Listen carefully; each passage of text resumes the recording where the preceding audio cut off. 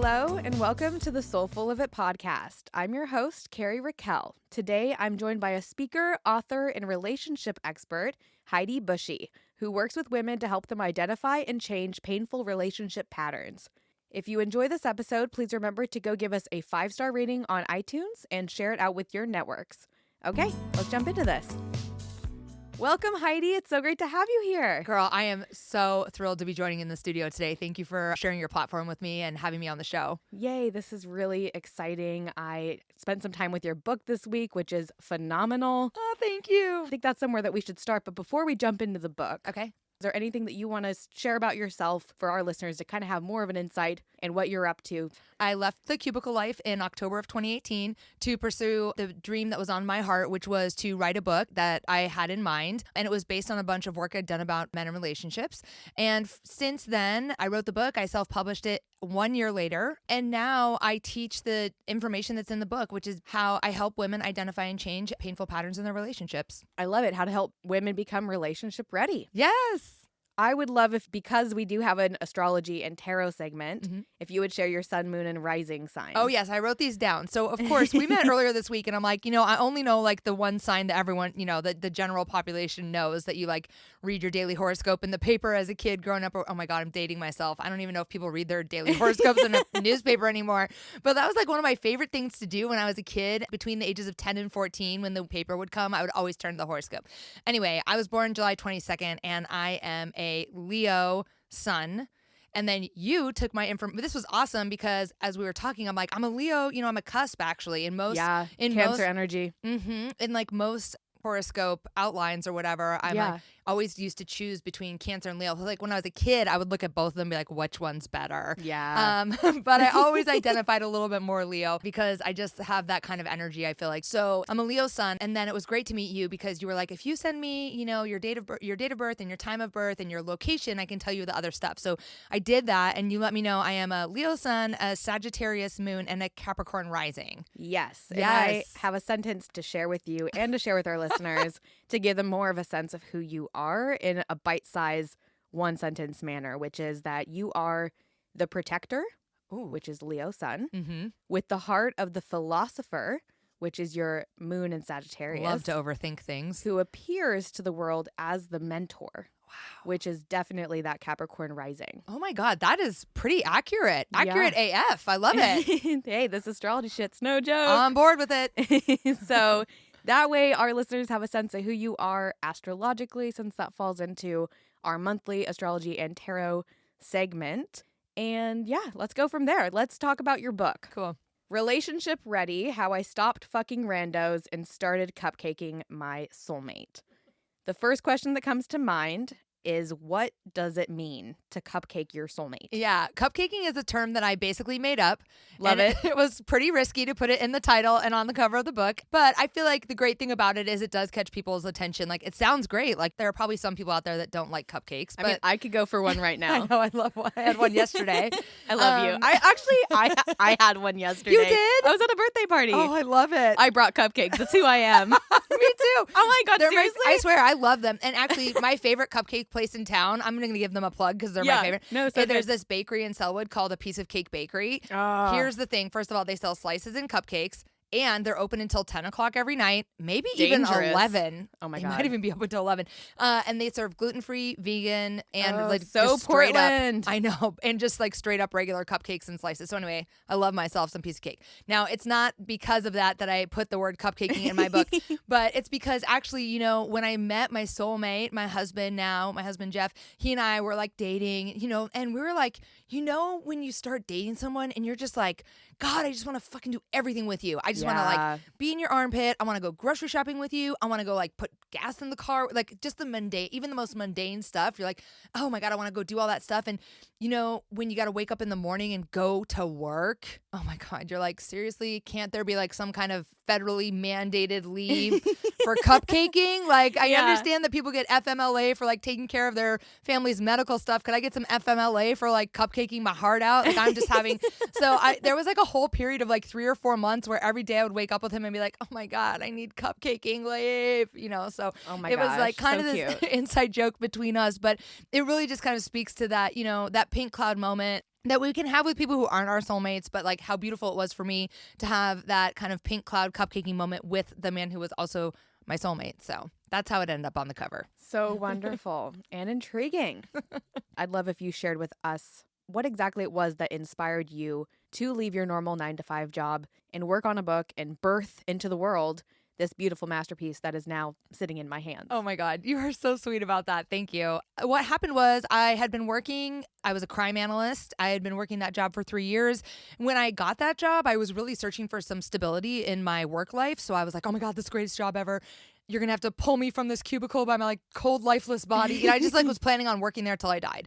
And then fast forward 3 years and it was just like, it really wasn't serving me anymore. It had become kind of a toxic work environment. And I had done the work that I outlined in this book years ago, probably 6 years ago now. And it had changed my entire perspective around men and relationships, and it had completely transformed my thoughts about the accessibility of love and intimacy. There was a time in my life when I believed that love and intimacy were only available to like the beautiful people. Ooh. Right. And like I was not one of them. I felt very much other than my entire life. Of course, like all these beautiful people would have this, I talk about in the book, would have this like Zach Morris and Kelly Kapowski style love, you know, but like it wasn't for me. And when I did this work 6 years ago, my entire perspective on that changed. And I was transformed to a place where I'm like, I can have anything I want. I can shred this narrative. Yes, you can. Yes, snaps. Yes. I can shred this narrative I'm telling myself about how accessible this is to me. It was an incredible experience to do that work. And then I got this office job.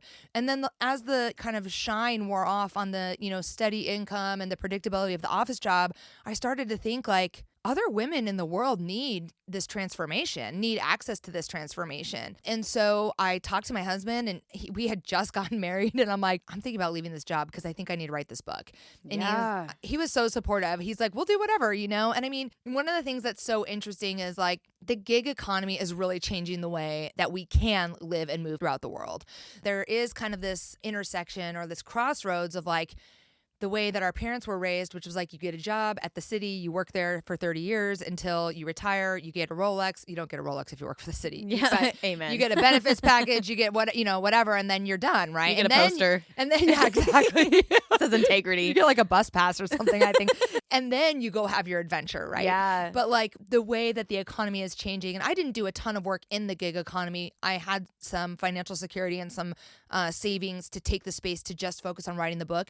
But I knew that worst case scenario, I was going to write the book and then go back to an office job. Yeah. You know, I haven't had to do that. So yeah, so I took the time to write the book and then I launched it in October, which is really just like 5 months ago now. And I've just been kind of pounding the pavement with it. And not only has the gig economy changed the accessibility of chasing our dreams, but also I self-published on Amazon and that platform is extremely accessible. I mean, I just feel like if there's one takeaway to the answer to this question, it would be if you are someone out there who has a book on your heart and you have a dream to write it, like, let's do it. The hardest part about it is actually writing. Yep. Totally. And like the publishing and all this stuff, it's like, it's very easy compared to the writing part. It's so accessible. Yeah. And just because I think I understand what you're saying when you say gig economy, but I want to make sure that I'm on the right page and that our listeners are following along. Sure.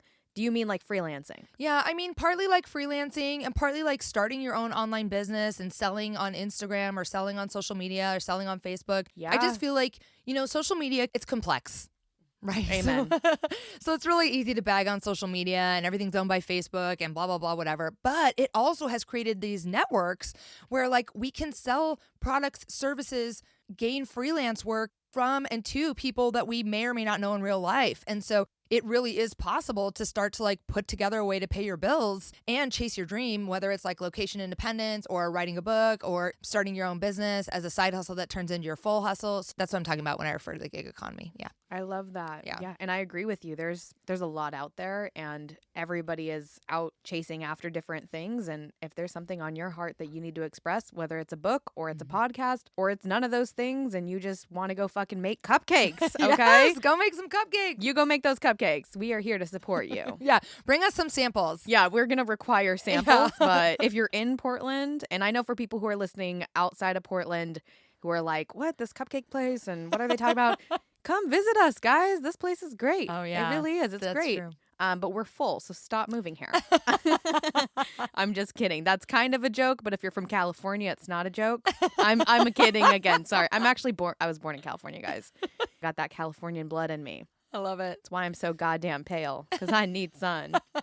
Got to get that vitamin D. Okay, right. guys. Starting out on the book, Uh-huh. what are you hoping that your readers are going to walk away after they read it? Yeah. Okay, so I want to just make I'm not sure. I know you said the title of it, but I haven't said the title of it yet. The book is called Relationship Ready: How I Stopped Fucking Randos and Started Cupcaking My Soulmate. It's available on Amazon in paperback and Kindle. It's forthcoming on Audible. It'll be great to listen to on Audible because it's like having a conversation with me. I think I'm great. So She is. Can confirm. So really what I want readers to take away from this is, look, all my shit's on blast in this book. I spend the first half of the book telling you about like pretty much every bad decision I ever made. There are a couple that I edited out just because they were a little gratuitous, but I talk about like I moved to a different city because a guy offered to cook me breakfast. Like I got married to a guy that I painted every single red flag green for. I subsequently got divorced from him. I just kind of put it all out there. And part of the reason I do that is I just know, having lived that experience, I know the pain and suffering that I was in, especially when I felt like I was the only person in the world that wasn't getting it when it came to relationships. I felt like I was the only person in the world for whom relationships were not accessible, for whom long-term relationships were not a reality. I was a woman who chose unavailable partners from the get-go. My very first experiences dating were on online chat rooms. And, I was like 13 or 14 when AOL emerged. And so it was like so amazing as like this weird teenager to be like, oh my God, I can talk to anyone in the world and like they don't know who I am. Yeah. And I can like say whatever I think they want to hear. Yeah, it's that A/S/L question mark. Exactly. Like, today I'm 23.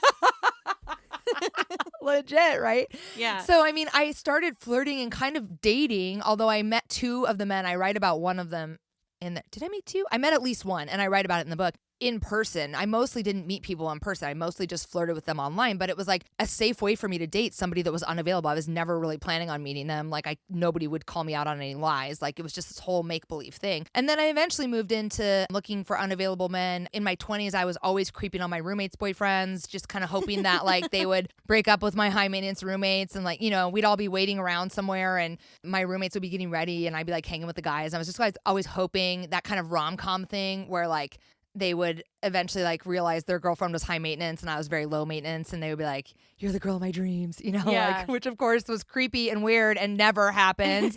And then, as I got older, I started to date men that were in relationships with other women who were not my roommates. But basically all of this is to say like, look, I didn't make great decisions and a lot of that was driven from these old patterns and this old pain that I had underneath them. And the point of the book is like, if you're a woman who's sitting there banging her head against the wall going like, holy shit, how did this happen again? How did I waste, I put air quotes around that, how did I waste another 6 months with this fucking guy? How could I have not seen this earlier? I just want you to know you're not alone. And that I did some work that changed my life around it. And like, if you want to do some work around it, we can do it together, or you can just try to, move through the worksheets that are in the book. Awesome. I love that. So you kind of outlined who this book is for when it comes to like specifically women, though we chatted about this before we hopped on here. These are universal communication skill builders. Yeah, I agree. I tell so much of the story from my own personal experience, and that is just in the hetero context, but I believe that the tools that are in here can help you regardless of your interest. Anything that you would add for somebody who's already in a long-term relationship like myself? Yeah, I think the book is also good for people who are partnered because especially towards the later chapters, I talk a lot about like learning some new communication tools to just kind of let some shit go, kind of picking my battles with my current husband, Jeff. And so there are things that are useful regardless of your status as far as partnership is concerned. Yeah. I know that in your book, you talk about 3 specific types of unavailability that are within relationships. Yes. Can you share with me and our listeners what those 3 types are and any strategies that you have to help people identify them? Yes. Oh my God. I'm so glad that we're talking about this specifically. I could bang this drum forever. These people need to know there are, at the very least, I have identified these 3 types of unavailability. There may be more, but like these are the 3 that I feel like get us in the most trouble. Okay. The first one is he does not live near you. Yeah. This is a huge one. And especially today because, I mean, we online date, right? And we app date. We use Tinder. We use all the stuff. My own experience was that I repeatedly got involved with men who did not live where I lived. One of the last long distance things I was in was a German national who was living in Nepal while I was living in Portland. They regularly had no electricity because they were like kind of, it's very much like developing experience over there. And so like actually a friend of mine introduced us, but not in person. And I was totally spending all my time chasing this guy. And eventually like we rendezvoused in Las Vegas. Oh, I had just gotten sober. I was 30 days sober and I was meeting this German national who had been in Nepal in Las Vegas to like fuck basically, right? But I was expecting that we were like gonna have this long-term relationship. And the reality is it's super fun, especially when you from the jump date someone long distance. You gotta fly to where they are or travel to see them. It's an adventure. Yeah. And you're like, oh my God, I've never been to Philadelphia before. Let's go to the art museum. Let's check out the food trucks. This is a very different experience than dating someone who lives where you live. And you're like, do you need avocados at the grocery store? Should I pick one up for you? Right? Like that's like not as real. That's for sure. It was fantasy. For me, it was always fantasy. And it was super fun until I'd spent 6 months flying back and forth to rendezvous with this guy. That particular guy I met up with in Las Vegas. And then 30 days later, I met up with him in Amsterdam. That was crazy to be newly sober in Las Vegas and Amsterdam with just like less than 2 months of sobriety and stay sober. That would be a challenge. And to have the chaos of like this unavailable guy that I was like trying to fuck. I mean, it was crazy. But the point being that of course it was super fun, right? But then 3 months later, we're still like kind of texting and I'm like, the universe cannot bring me a relationship that is resilient and reciprocal when I'm spending all my time chasing this guy who's like not even where I'm at.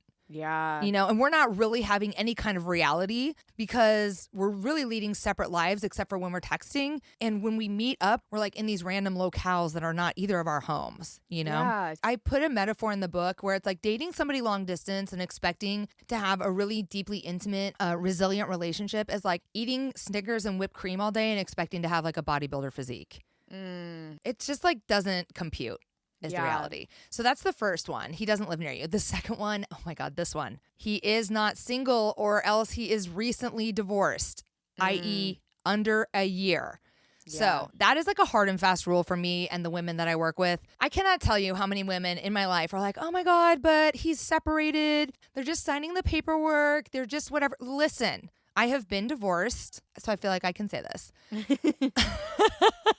People who have like great marriages and amazing communication skills don't fucking get divorced. So if you are dating somebody who just got divorced, like they need some space to figure out what got their ass divorced. Whoa. And it's baggage no matter what. Whether like he was a perfect angel and his wife cheated on him and that's why they got divorced, like he's still going to have some shit to unpack. Well, he chose that woman. Yes. And then he married her and he stayed with her. So there is something there for him to identify. And I agree with you. If it's under a year that he's been divorced, or, I mean, seriously, it's bullshit. If the person's like, I'm separated. Yeah, if you're separated, you're not single. That guy's not single. You're still technically not single. So that feels like a gray area that I wouldn't want to be in. Yeah, I just personally think it's less chaos to just bypass that stuff. And here's the thing. If he's like really your soulmate and he's just separated, set him aside. Yeah. And let him come back. The universe will bring him back to you. That was a huge lesson that I learned by trusting the woman who took me through this work and by doing the work that I did. I was required to set some pretty serious boundaries with the men in my life. And I was really afraid that setting these boundaries would cause everyone to go away. And I learned to trust that, like, if I set these boundaries and tell everyone, look, I'm taking some time to do work on me and I'll be in touch when I'm done, they're still going to be there if the universe thinks they should still be there. Like, if they were no good for me in the first place, they're going to go, it's like not up to me. What's meant to be will find you. I 1,000% agree. And I know we're not on to the third type of unavailability yet, but I just gotta plug this excerpt from your book. Okay. Because it was one of my favorite things I read in here. Awesome. Okay. And it'll also be fun for you to hear someone else read it. I can't So wait. here it is. This is on page 56 in chapter 5, Boundaries, which I am fucking vibing with right now. Yes, boundaries. This is fucking important shit, guys. Pay attention. Heidi writes, the tailspin of a respected boundary was the manifestation of a scarcity mindset, that there was not enough love for me, that I should just settle for what was right in front of me, that it was ridiculous to ask for more, that more was for other people and not for me.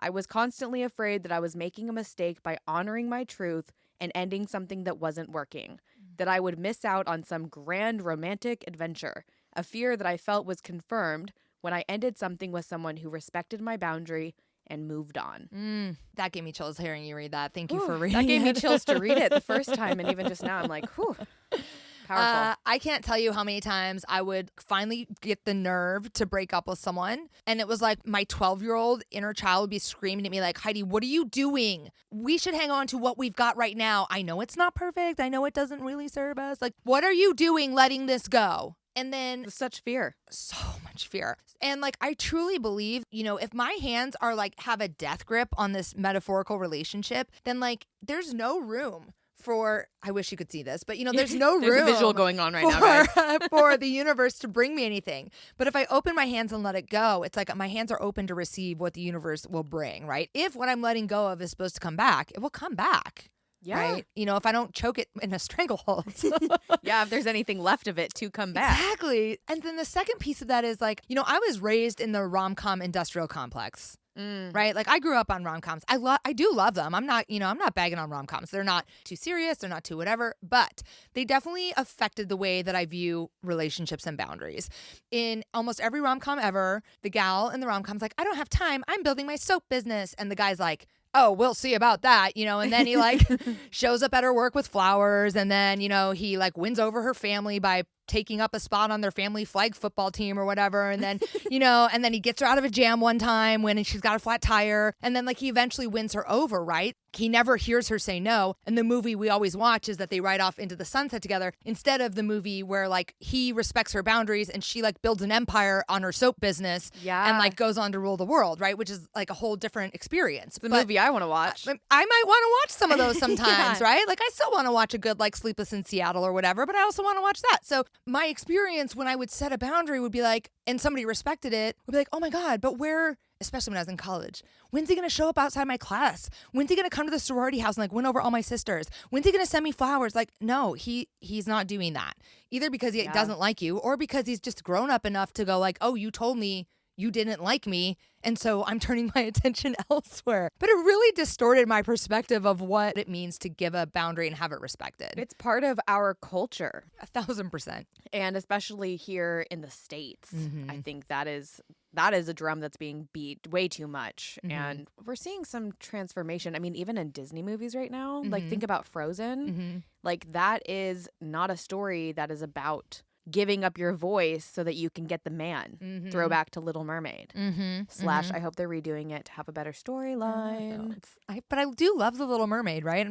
It's classic. It's so good. Great soundtrack. But, at the core of that storyline is something that's actually really toxic. Agreed. For women and men. And like I said, people who are in any kind of relationship, we're seeing a relationship play out where things aren't real. Yeah. And there is fantasy, but to discern the difference between what is real and what's not real, especially at a young age when you're dating, can be really, really difficult. Tough. I'm so glad we got like way into that. That's really good. So the second one that we just kind of wrapped up talking about was like, he's not actually single. Yep. Okay. The third type of unavailability, this is the toughest one, is that he's not emotionally available. Okay. So what is emotionally unavailable? What does that look like versus emotionally available? So I think that emotional availability is a little bit easier to spot because emotional unavailability can take a lot of shapes. And in my book, I give one example, and granted, it's extreme. By the time we're in our 20s, almost all of us have experienced some kind of trauma, some kind of thing, some kind of loss, some kind of grief, men, women, whatever. We've all got baggage by the time we're in our 20s, and certainly more of us even have it by the time we're in our 30s. And so my thing about emotional availability and unavailability is that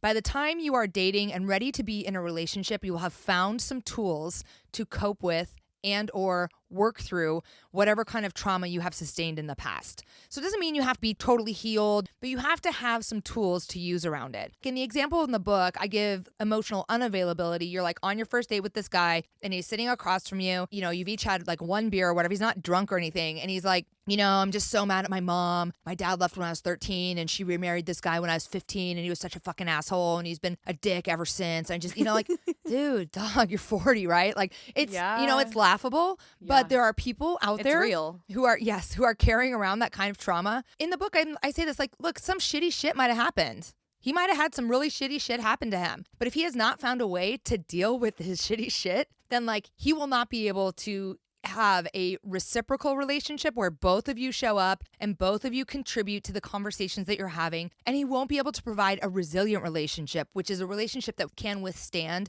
a difficult conversation or 10 or 15 or 20, right? And if he can't find a way to work through that old shit or have some tools around that stuff, then he's not going to be able to be in the trenches with you. Yeah, and if he hasn't dealt with his shit, then you're going to have to deal with his shit. Yeah. While he continues to maybe not deal with his shit. And girl, vice versa. I mean, women are the same way, Exactly. which is like taking your time. Are you out dating people when you're not fucking relationship ready? That's you are right. not ready.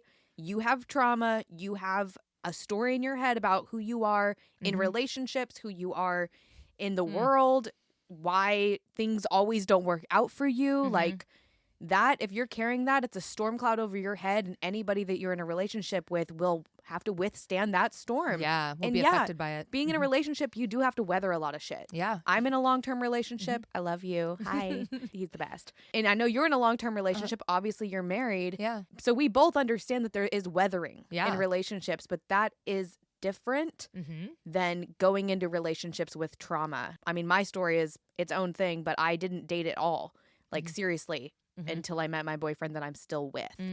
Yeah. I was like very selective, very like, I mean, I dated around, but I was never someone's girlfriend. Yeah. Not until I was with my boyfriend now. And that is because I knew I wasn't ready at the core of who I was. Yeah. And on the flip side of that, every person I went on a date with, I'm so sorry if you're listening to this and you ever dated me. I like it. I hope they I was are. also horrible to date. I'll give that honesty because I would be like, this isn't working. Bye. Ghosting before ghosting was a thing. When I was on a date with somebody, I just knew in the back of my head, I'm like, intuition. You're not my forever. I know that for sure. Yeah. I know that now. You're good looking, or you have a good job, or you have all these fun stories, or a wonderful family, like whatever it is that's great about you, that's awesome. It doesn't check all my boxes. Yeah. And I'm just not willing to settle. Yeah, And I I just love always felt that way. Love that. So I went through all my trauma, and obviously there's still more to come when you're growing and constantly evolving as a human, but I wasn't ready until I was ready. And then when I was ready, I was like, I can't say no. I gotta be with this guy. Yeah. He's Oh, I my like guy. that. This is my guy. I'm gonna beautiful. roll with this. This is going well. I love that. Here we are. But like, I had that higher self knowledge to know. And of course I made fucking mistakes. Yeah. We all make mistakes. Totally. But mine aren't in a book. So you can read about Heidi's mistakes in her book. They're highly entertaining and wonderful. And I have really enjoyed reading them Good. so I'm far. glad. I'm glad. Yeah, so that covers it. I mean, so there is this extreme example of emotional unavailability, but basically it boils down to like, look, they need to be a grown-ass person who's got some coping tools around their shit and who's relationship ready. So I know that there is a ton of stories that you have in your book for people to dive into. And I'm wondering if there's any specific story that you would like to share with our listeners now, whether it's in the book or not, to kind of give them more of a taste of what to expect if they pick it up. there is the story about how I bottomed out with men in relationships, and it's like in the very beginning of the book. So I'm going to leave that one for you. It's a doozy. But what happened for me was I hit this bottom. I finally was like, I'm done doing this. I'm going to try something different. I called a girlfriend who had some work for me to do. I agreed to do it because I thought it was going to take like 30 days. Yeah. It took me 11 months. I'm not saying it will take you 11 months, dear listeners, but it could. And in that time, I took an entire break from dating, and I took an entire break from any one-on-one interaction with men. So no texting, no DMs, no Snapchats, no nothing. I hung out with men in mixed company occasionally, but I really stopped hanging out with men. And I did all this work. And then, of course, I finished it, and I was like, okay, where's my boyfriend? Where's my soulmate? Where, I really was like, felt very entitled to like the carrot at the end of the stick. And that's not what happened for me. I didn't meet my husband, Jeff, until about a year after I had finished the work I did here. And so I went back to dating. I went on this date with this guy who I met on Tinder, and he was like, why don't we have dinner at a park? So he like cooked me. It was summertime. So I met him at a park, and he cooked me dinner. And then I think I had a second date with him, and I went to his house, and I had set some boundaries for myself around getting physical. It was just something I needed because I was the kind of girl that would like, I would go on one date with you and then fuck you, and then you were my boyfriend. So I really needed to like have some physical boundaries so that I would give myself some space to like get information about the person and like assess whether or not we were even a good match, you know? So it was suggested to me, and I took this suggestion. I make it in the book, take it or leave it. It was suggested to me that I wait until 4 dates in with someone to even kiss them, and that I wait until we were actually an item before I sleep with them or go out of town with them because of my history of like flying all over the place. So this guy, we're on our second date and he wants to make me dinner in his house. And I'm like, okay, you know, naively, like, so go over there and I have dinner in his house. And then he's like, oh, you want to like go into the bedroom or whatever. And I'm like, you know, I'm like really not trying to go to the bone zone. And he's sorry. I love that term. And he's like, come on, like, what's the worst that can happen? Oh my God, what's the worst that can happen? I don't know. You could like give me some kind of sexually transmitted disease. You could like murder me and chop me up and stuff me in an oil drum. Like you could get me pregnant. Like there's a lot of bad things that could happen. And I was like shouting all of this stuff at him as I picked up my shit and I walked out the door, which Good was for like you. such a new thing.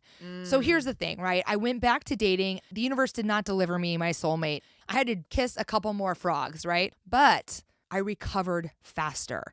In the old days, I would have slept with that guy and then chased him around for another 6 to 9 months. Having done this work, I heard what he was saying, assessed whether or not it was aligned with my values, which my values had changed a little bit. There's really no judgment around any of that. And I walked away from this chaos. And then like I got home and I deleted his phone number and I took him off my Tinder or whatever. And I just was like, I'm done. I'm not going to chase this. This is crazy, right? I used to thrive on the chaos of that kind of shit. And I started to walk away from it faster and to recover from it faster, which really was another kind of jewel in the crown. Like, oh my God, I did not expect this gift of being able to just be like, fuck man, you can't roll with me. I'm a bad bitch and I'm not having anybody like, I'm sorry, you can't talk to me like that. We're done here, you know? Yeah. That was like a whole new experience for me and like a gift that I did not expect to have. Those stories that come at the end on like my return to dating, they're important too because I'm sure some people do this work and they find their person right away. But it took me some more dating to learn how to use my discernment. And I had been practicing learning all that. So it was good. Yeah, you had to put it into practice in the real world and form for yourself. And like you said, for some people, it is going to be the situation where lucky them, they come out of doing this work and they can just manifest that person and it clicks and it's forever and it's wonderful. And if that's you, fuck yeah, dude. That's just super dope. So if that's you, that's cool. The most of us, would not be the case. I love that story. Thank you for sharing it. You're welcome. And I agree that there is like that post-mortem to fucked up like of because a part of you dies in the process of recognizing what doesn't serve you. You have to like let it go, and sometimes there's like a burial and there's a ritual and that's just part of the process. It sounds like what you got out of doing this work is clarity. Yeah. Because you didn't go into that bedroom with that guy because you knew that you didn't want that outcome. You've read that story. You've written that story and read that story many times. And you know how it ends. Yeah. And that's not the ending that you were after. You were looking to go cupcake your motherfucking soulmate. Truth bomb. And that was not going to end in that. Yeah. Clearly. So you were able to turn the page faster and move on quicker and get to where you're going, which is where you are now. Yeah. And that's an amazing and beautiful and also very tough journey. Yeah. But for you to have that higher self-knowledge and clarity around what it is that you really want. And I think that's what's missing in a lot of people who are dating nowadays. And I know, again, I'm like coming from the perspective of like being in a long-term relationship. So take it or leave it. But yeah, but you probably have friends that date. I mean, oh my God. You know, there are plenty of women in your life that date or friends that date. And I ask my friends that are dating, what do you want? And often the answer is, I don't know. And that's okay if you don't know. But like sometimes you do know. So you do need to get tuned in. So like, and I'll give you an example is like if you are going on a date with someone, again, off of an app or whatever, it's so common right now, and you go into it and you guys either hook up or don't hook up and you have feelings about it afterwards, that's because you did want something. So if you're sitting there saying, oh, I don't know what I want or I'm not getting clarity, there is work that you need to do. Yeah. Well, I love that, right? Because even when I had previously had clarity, I was not willing to take the actions necessary to like honor that clarity. And so I talk a lot in the early chapters of the book about kind of lying to myself, of thinking like, oh, I don't mind being the cool girl. Oh, I don't mind being the other woman. I'm sexually empowered. It's what I do. I don't give a fuck, you know. And especially as a sober woman in recovery today, I'm just over 8 years sober. And at 2 years sober, I really felt like, well, fuck, man, I don't do drugs. I don't drink. I don't steal shit. Like, I'm going to do what I want with who I want. You know, I really thought that was like empowerment for me at the time. And then when I bottomed out with this guy that led me to this work, I realized like I was lying to myself, that wasn't really true. Wow. And that's a huge and hard realization to come across. But without it, you wouldn't be where you are now. We wouldn't be here talking about your book. Yes. And I mean, the other thing that kind of comes with that, having willingness to move toward and honor the clarity that you have, really also honors the next piece, which is that, like, look, time is your most valuable thing. I don't care whether you're 24 or 44. Your time is valuable. Do not waste it chasing some guy who's already got a girl, chasing some guy who lives half a world away, chasing some guy who cannot come to you with honest, open emotions. Like, that is not for you. So, like, the quicker you can go, look, I'm honoring what's true for me. You do not fit with that. It's not a big deal. It's not like a thing that's wrong with you or a thing that's wrong with me. It just means, like, we don't fit. Yeah. So I'm not going to waste my time. Yeah. That's something I say to a lot of my friends. Yeah.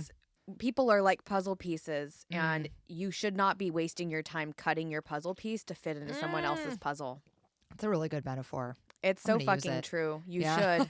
It's so true because if you cut part of your puzzle piece to fit into his puzzle and then he disappears, all that you have left is yourself cut up. Yeah. And then you have to repair that. And that's kind of this realization that, like, we are partnered animals. Naturally, most of us want to have a mate of some sort, even if you have no romantic sense and you just want to have that, like, go-to best friend. Yeah. Somebody that you can call, like, kind of your home away from home, right? We all want that on some level. We still deserve to have standards around it. Agreed. You shouldn't just accept whatever the wind blows your way. You can. There's trash on the floor and you're walking and, well, there's trash here. I should pick it up. It's for me. No, it's not. Is it $100 bill? It's not. Put it down. Okay, actually, there's way too much litter in the world. Pick that trash up and you do the world a favor. But seriously. Put the metaphorical trash down. That's we right. only pick up $100 bills. Right. Yeah, I love this. This is good. This is some good shit. It is. I love it. You're so wonderful, Heidi. This is so fun. I'm having a blast. The feeling is mutual. Loving it. Yay. This is great. Tune in for our love fest. This is good. We'll have another one soon. Whoop, whoop. So many topics. Yeah. Okay, so what do you think was at the core of your dating troubles? And how did that or they manifest in your relationships or the encounters that you had while you were dating? Yeah. Okay, this is a good one. I had some abandonment stuff. So that was some trauma that I had from my teen years, was some abandonment stuff. And I never really wanted to look at it. But what it created for me was this pattern of being unwilling to be honest with people I dated. So I just never really trusted that my relationships were resilient enough to withstand my true self. Probably the person who suffered the most from this would be my first husband, my ex-husband, because I married him. He and I dated for like 7 months and we dated long distance. He's Irish. He lived in Ireland the majority of the time that we dated. And then he was with Intel, so we moved to Portland. I was in Denver and he was like, want to move to Portland? And I was like, sure, everything I own fits in my car. So I moved to Portland. And, you know, we were moved in together for about a month when we were watching the Super Bowl together. I talk about this in the book. And it's like, you know, isn't it what every girl dreams of? We're each drinking a 6-pack in the living room, watching the Super Bowl. And he leans over and he like pushes me on the shoulder like a little fake punch, like, hey, you want to get married? You know? And I'm like, yeah. You know, and like everyone was doing it around me. And I felt like this is what I'm supposed to do or whatever. But, you know, I'd met him like 6 or 7 months prior and there were a bunch of red flags about reasons why we should not do this. And I just felt like, well, everyone's doing this, I should do this too. And the fast forward is that I never was willing to tell him how I really felt. And he was emotionally punishing. Like we would argue and then like he would give me the cold shoulder for like more than a week, you know, and that was really challenging to live with. But I mean, I had a part in it too. I was not willing to be honest with him from the get-go about how I was feeling about stuff. This is something I still struggle with. I'm really good at being honest about the good stuff. It's easier. This is so fun. I love your cooking, right? It's much more challenging for me to be honest about the hard stuff. And, you know, I always just kind of pushed it down. and really hoped that if I just pushed it down far enough, it would like come out my tippy toes. And the end of the day, what happened was I felt like I was drowning in that relationship. And for me, that's a really good indicator. Anymore, when I feel like I'm drowning or like I can't breathe, I'm like, oh, something's up. Yeah. But at the time I was 24 when I married him, I just wasn't that tuned in. And he felt very safe to me because I had this abandonment stuff. I was just like, I wasn't on fire for him. He probably wasn't on fire for me. On the one sense, it didn't feel like the stakes were that high. And then on the other sense, it felt like they were too high. I didn't want to risk anything. So I never wanted to be honest. But eventually what happened for me, I realized like I'm going to suffocate to death in this relationship. I have to leave. And, one day I came home from my job and I was like, can we talk about this? And he was like, I'm watching Grey's Anatomy. And I was like, it's going to have to wait. And I was like, I'm leaving, and I took a suitcase and I left that night. I just knew that if I didn't leave in that moment, I was going to spend the rest of my life suffocating. Wow. How long did you stay in that? I was married to him for 5 years. Okay, so you married him, you were 24. You left him when you were about 29. So I'm connecting this for our listeners because episode 11 is about navigating your Saturn return. Oh, yeah. And you had a Saturn return breakup, which is actually something that we talk about on that episode. I need to listen to that. That's pretty common. People who marry at a younger age who are not emotionally ready, etc. Yeah. And then realize I've chosen a person that's like not even compatible with me and like I have shit I need to work through still. And that is exactly what happened to you, which I'm so sorry, but at the same time I'm not. Look at where you are. Oh my God, it was really challenging. So like my dad died when I was 28. I left him when I was 29. I got sober at 30. So it was a rough patch. Bam, bam, bam. That is all Saturn return energy too. That's a lot. That was a rough patch. But I mean, so much of that came from lack of trust and abandonment stuff. And that was really one of my deepest patterns. Another one that I had, I started to see this pattern where I would date guys that I wasn't really that attracted to because like then it wouldn't really matter if they dumped me or whatever. And then like dating men who were dating other women, I never really had to be that vulnerable with them because it wasn't a real thing. And I was like always kind of hoping that I would like win. I had this like weird winning competition thing going on. So yeah, I mean, there were some patterns there that honestly, I talk about it in the book. I had a huge infinity scarf that I was wearing at the time that I did all this work, and I just would scream into it while I was writing. I would just be like, I mean, it was just like, I had to write it again.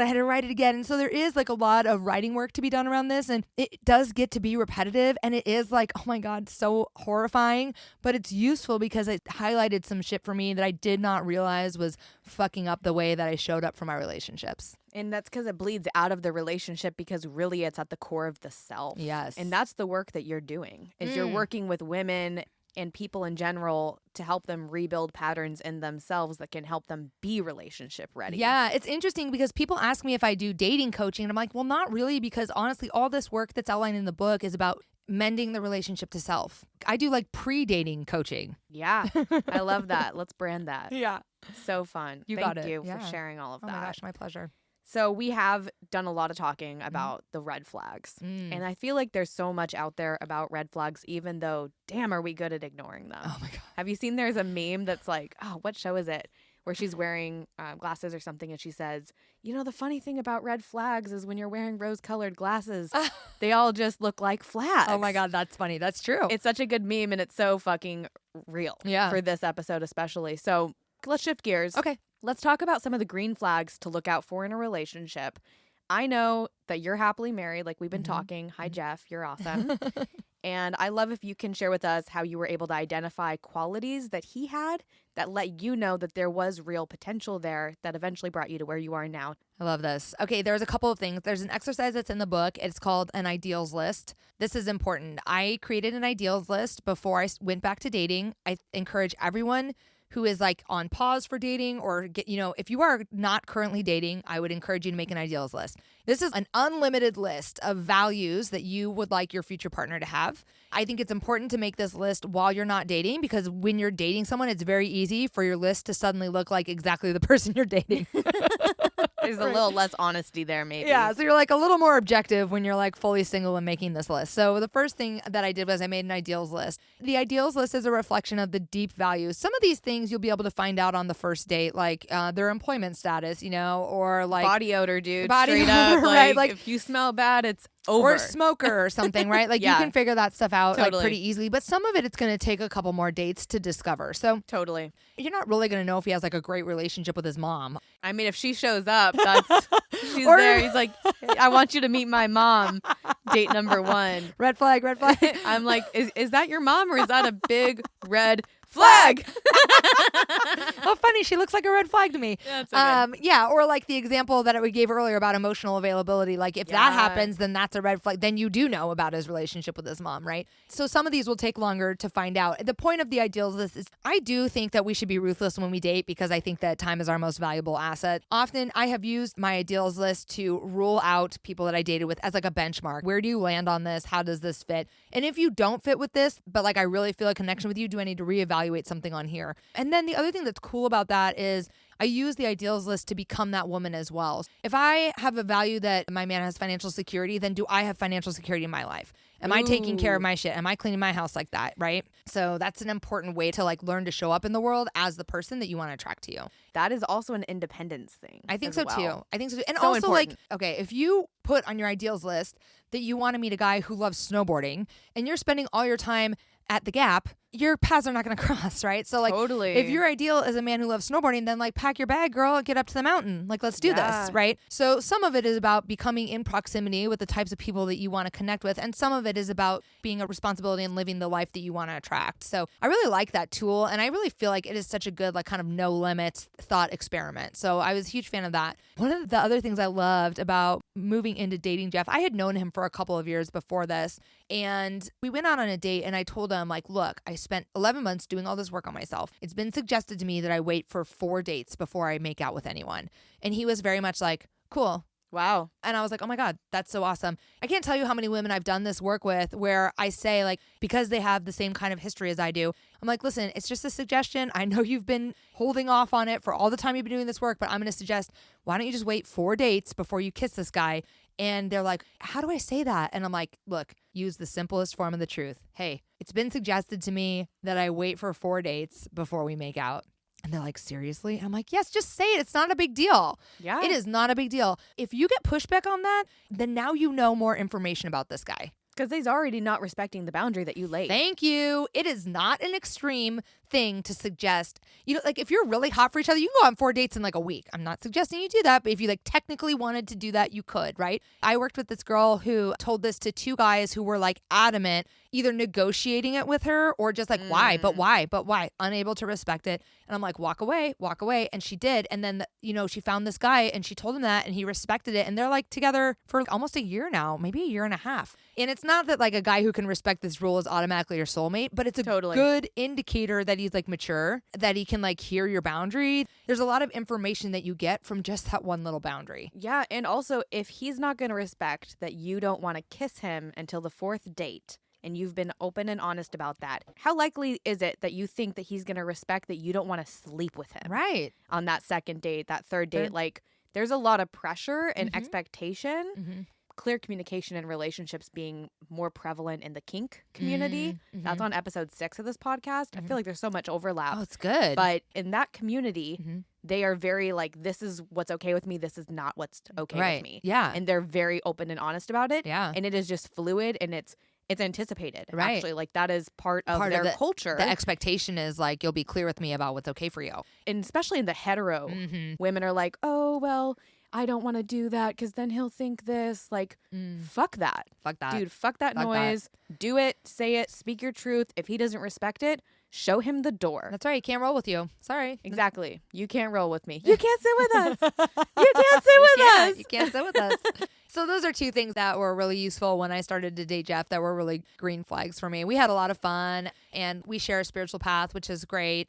I'm like kind of blanking on some other ones, but those were some big ones for us. Yeah, that's awesome. Yeah. I love that. And I think it's just so important to bring that into this because we do talk about the red flags. And just in society, it's just so much easier to talk about the negative and like bond over that when if you actually focus on what is the good stuff and you have your ideals list written out and you know what you want, it's so much more accessible for you to manifest. Yeah. And it just is so much more positive for you to focus on what's possible and what's good, which is not the same thing as being in a relationship with a total loser that you are not compatible with and overlooking it because you're focusing on the good. Yeah. That's toxic. So you do have to have the balance of higher self-maturity to figure that out, which if you haven't done the work, sounds like you might want to pick up this book. That's right. Oh, I thought of one more thing. Yeah.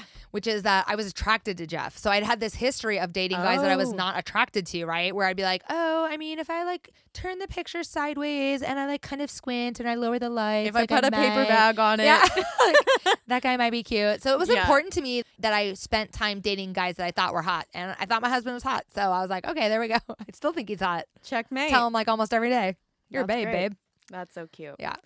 Great. Okay, so we also talked about this a little bit, Mhm. but what is your best advice for someone who is looking for a lifetime partner? Mm-hmm. And I think something that you had talked about was like being ruthless. Yes. I want you to unpack that a little bit for Yeah. us. What do you mean when you say be ruthless? Yeah.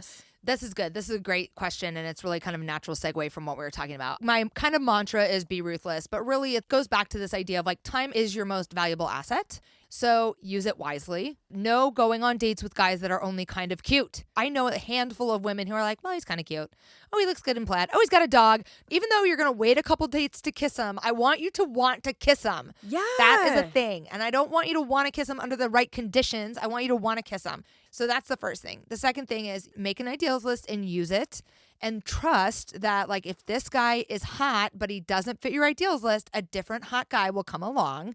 And the third thing is we get so wrapped up in our little plans and designs. Well, I'm this old. I have to date a guy for this long before we get married, before we have kids, before we have a house, blah, blah, blah, whatever, right? Like trust. Let the narrative go. Flip the script, set it aside, give it to the universe, whatever you have to do to just go, look, here's what I want. I'm not settling for less.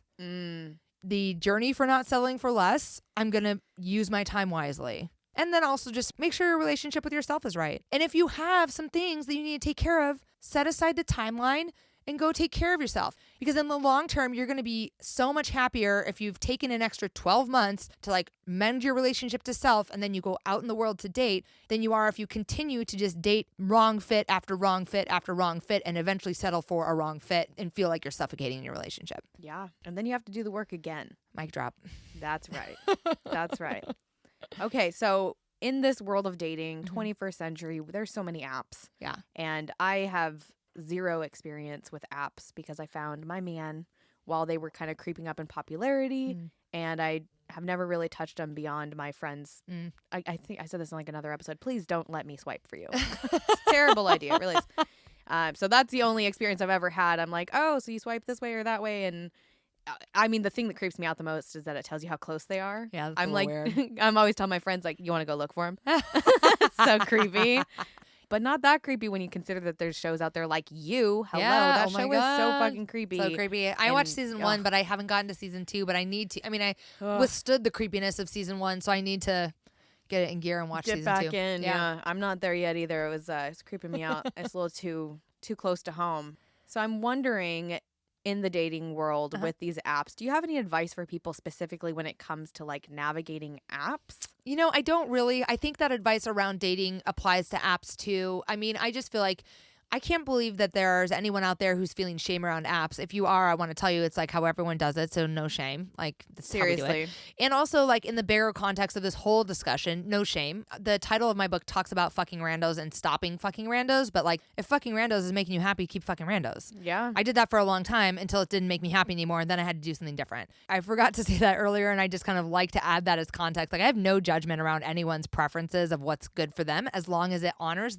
the authenticity that's at your core and the truth that's really living in you. And, you know, a lot of my journey was discovering that what I thought was the truth or what I was telling myself was the truth was not really the truth. And what I was doing was not honoring what was really down there. So there's that. But as far as the apps are concerned, you know, there are these online time wasters. And this is kind of in the same vein as Be Ruthless. But like, I don't want you out there texting with some guy for 3 months before you meet him. Yeah. That is not an effective use of your time. That's somebody who's stringing you along until whoever they're seeing either dumps them or is out of town. Like that's total cheater behavior. If you are talking to someone and you cannot find a way, I mean, I guess I could understand a world in which everyone's, the pair of you are super busy and your schedules really won't allow it until like 2 weeks.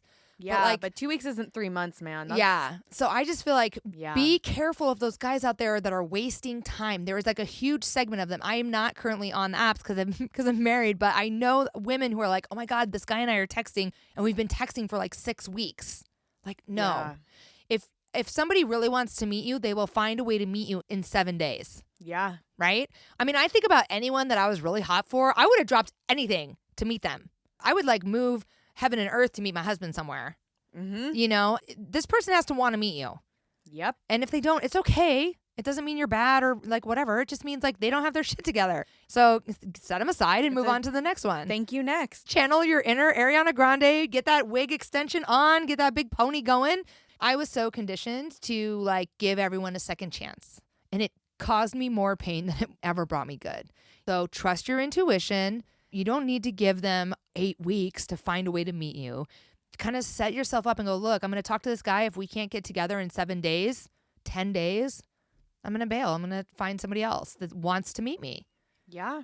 And that's really a low standard to set, even though it can be hard to hold to your guns on that. But we believe in you. I do. I believe in you enough for the both of us. There's resources, and we're going to give them to you here in the very near future. So I know we've talked a lot about relationships. Now I just have some questions about you. All right. Before we wrap up with some rapid fire questions. So, do you have any daily, weekly, or monthly routines that you would recommend to others?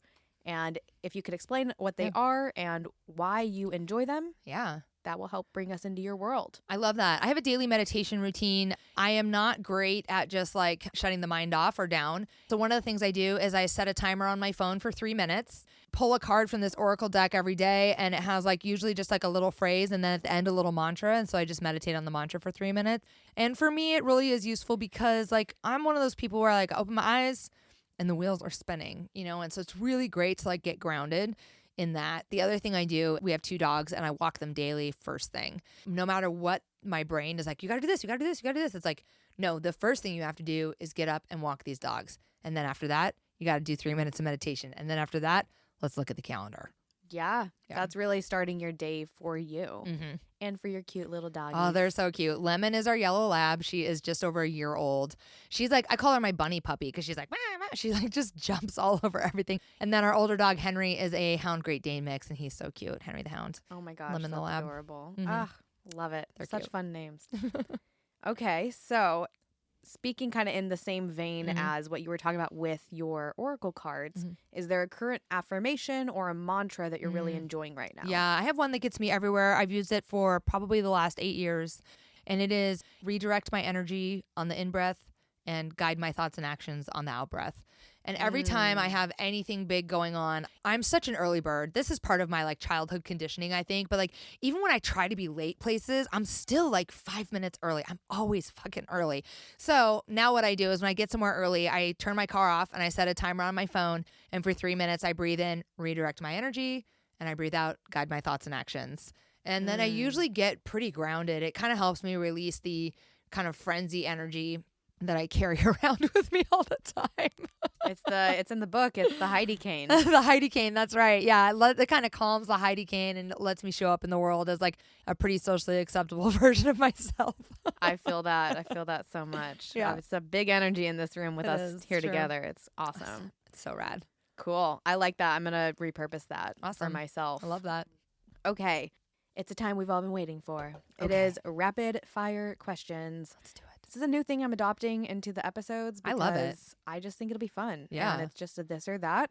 So go with your gut, and there's no wrong answer. And you are allowed to say both if you can't decide. And you're also allowed to say neither if you don't identify with either. I want there to be a buzzer. Maybe I will send you, maybe I'll order one on Amazon and send it to you so that your next guest has to buzz in and say Oh my gosh. So fun. Yes. Bring it to life. Okay. Okay. So new moons or full moons? Full moon. Sunday or Saturday? Saturday. Incense or candles? Candles. Tarot cards or oracle decks? Tarot. Morning person or night owl? Morning. Read a book or listen to a podcast? Read a book. Phone calls or text messages? Text messages. Crystal gems or crystal balls? Crystal gems. Coffee or tea? Coffee. Oh my God, I slammed that round. That was so good. So good. I love that. Saturday or Sunday was the hardest question, I think. Yeah, dude, it's tough. Yeah. It's like, how do you choose? Life is hard when you Life gotta is choose hard. between Saturday and Sunday. I love it. Okay, so since this is the Soulful of It podcast and we have been soulful of relationship conversations today, I always like to ask my guests, what are you soulful of right now? There is so much love and joy in my life, and I'm having such an experience in writing the book that was on my heart, releasing it, learning all these new ways to like get it out there. So I would say I'm so full of inspiration. That's the short version of that. That's so lovely.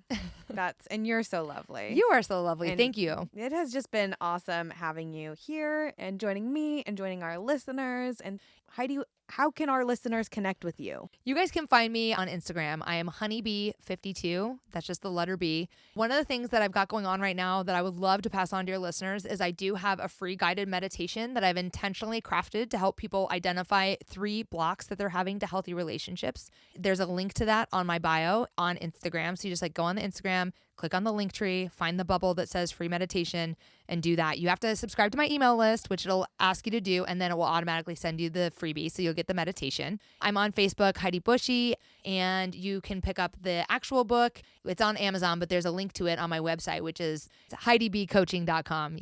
You can find the book there. You can find the worksheets to the book. If you end up with the Kindle version or the Audible version, obviously the Audible does not support the worksheets, and neither does the Kindle. So you can like download the worksheets on my website. But also the last thing is I generally offer an in-person workshop on the relationship ready material once a month in Portland. You can do that in person, but I started to realize that there are some people who feel very uncomfortable doing that in a public setting, even though the groups are really intimate. And so I do have an online course. It's like a webinar series of videos that will take you through the work. And that is on my website as well. Awesome. So there's so many different resources. Like Heidi said, you can find her on Instagram at honeybee52. Check that out. She's got so many links in there. And then, of course, I'll be tagging her. So it'll be kind of hard to not find her. I'll make sure that you can find her. But yeah, that's everything that we have for you guys today. This was so much fun. I agree.